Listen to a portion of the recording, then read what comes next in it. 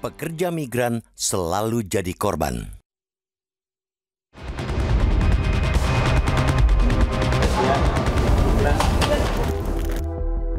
Penataan kembali kebijakan barang impor lewat Peraturan Menteri Perdagangan atau Permendak nomor 36 tahun 2023 sebagaimana telah diubah dengan Permendak nomor 3 tahun 2024 kembali memakan korban. Kali ini Kepala Badan Perlindungan Pekerja Migran Indonesia atau BP2MI, Beni Ramdhani menyuarakan kekecewaan para pekerja migran Indonesia atau PMI. Ketika meninjau gudang perusahaan jasa titipan di Pelabuhan Tanjung Mas, Semarang, Jawa Tengah, Kamis 4 April lalu, Beni mendapati banyaknya barang kiriman PMI untuk keluarga mereka di tanah air yang tertahan di pelabuhan. Barang-barang yang sebagian besar berisi makanan dan pakaian itu harus menjalani pemeriksaan ketat Bea dan Cukai sesuai dengan ketentuan Permendak yang mulai berlaku 10 Maret 2024. Karena aturan baru tersebut, proses clearance atau persetujuan dari Bea dan Cukai lebih lambat. Apalagi jumlah barang kiriman PMI membludak, hal yang memang biasa terjadi menjelang Hari Raya Idul Fitri. Saking kesalnya, Kepala BP2MI menyebut kebijakan yang membuat barang kiriman PMI tertahan itu jahat dan menzolimi para PMI yang notabene merupakan pahlawan devisa. Tidak hanya karena bakal terlampau lama tidak di alamat tujuan, tetapi juga ada risiko barang kiriman pekerja migran dikembalikan ke negara asal atau dimusnahkan.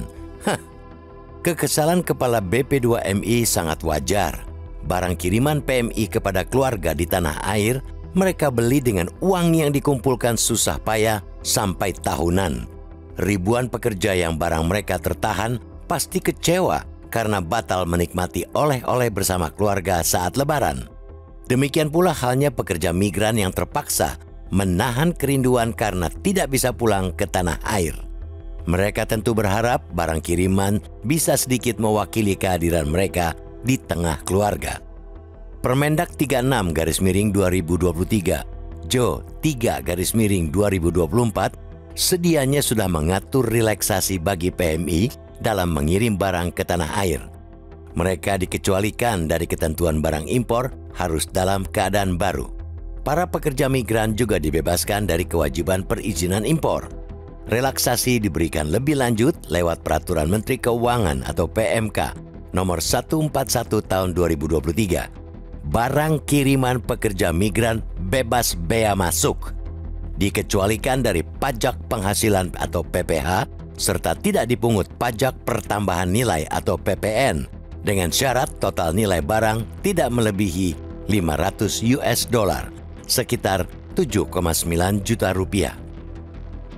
Bila melebihi, selisihnya akan dikenai bea masuk 7,5%.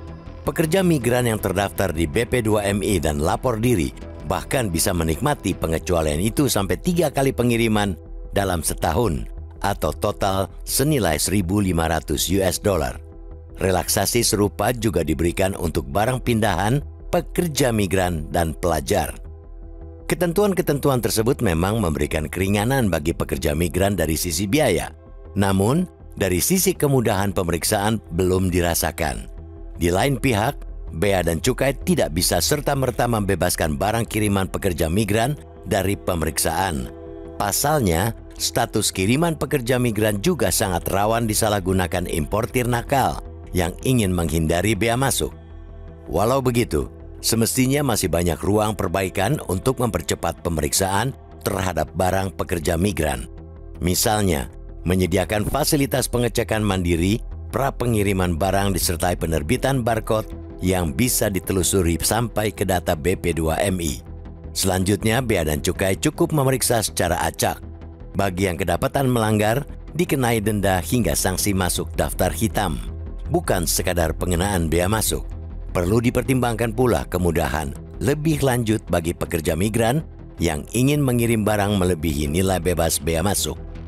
Beri fasilitas untuk bisa membayar bea di muka dengan perhitungan yang jelas.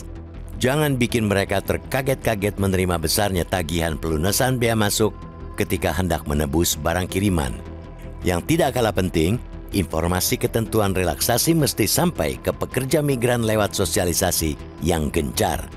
Kewajiban pemerintah memastikan kebijakan relaksasi benar-benar memberikan kemudahan, bukan malah menjadikan barang kiriman pekerja migran lama tertahan hingga akhirnya para pahlawan devisa itu hanya bisa gigit jari di hari Lebaran.